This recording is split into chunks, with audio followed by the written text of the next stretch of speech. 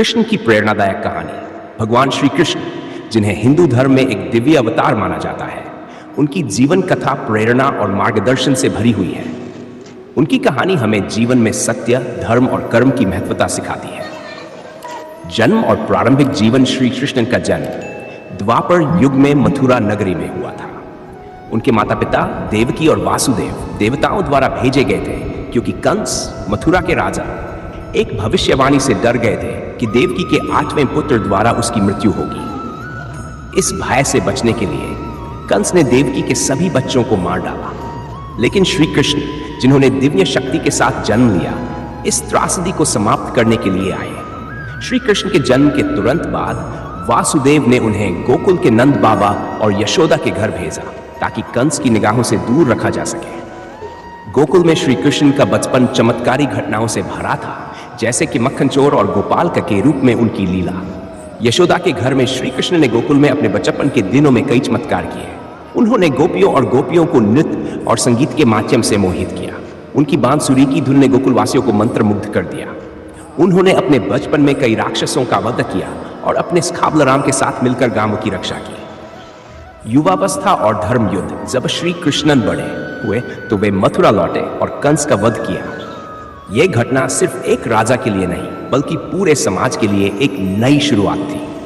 श्री कृष्ण ने धर्म और न्याय के प्रतीक के रूप में अपनी भूमिका निभाई और समाज में शांति और समृद्धि की स्थापना की। महाभारत के युद्ध में श्री कृष्ण ने अर्जुन को गीता का उपदेश दिया, जो जीवन के सबसे महत्वपूर्ण ग्रंथों में से एक है।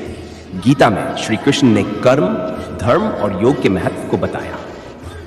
उन्होंने अर्जुन को समझाया कि किसी भी कार्य को बिना किसी स्वार्थ के और सही तरीके से करना चाहिए।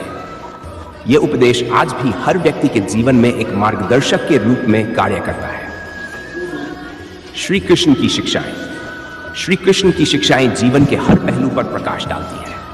उन्होंने सिखाया कि जीवन में हर व्यक्ति को अपने कर्म का पालन ईमानदारी से करना चाहिए, चाहे परिस्थितियां कैसी भी हों। उन्होंने बताया कि सच्चा सुख और शांति केवल आत्मा की स्थिति और मानसिक शांति से ही प्राप्त होती है, न कि बाहरी वस्तुओं या परिस्थितियों से। संन्यास और उत्तराधिकारी। श्री कृष्ण ने जीवन के अंतिम दिनों में अपने विश्वस्त अनुयायी उद्धव को सलाह दी और धर्म के पालन की महत्वता पर बल दिया। उन्होंने समाज को सिखाया कि ईश्वर के प्रति भक्ति और समर्पण ही जीवन की सबसे बड़ी पूंजी है। उनका जीवन हमें सिखाता है कि सच्चे मार्गदर्शक और प्रेरक वे हैं, जो केवल अपनी शक्ति और जान से, बल्कि अपनी सरलता, दया और न्याय से लोगों को प्रभावित करते हैं।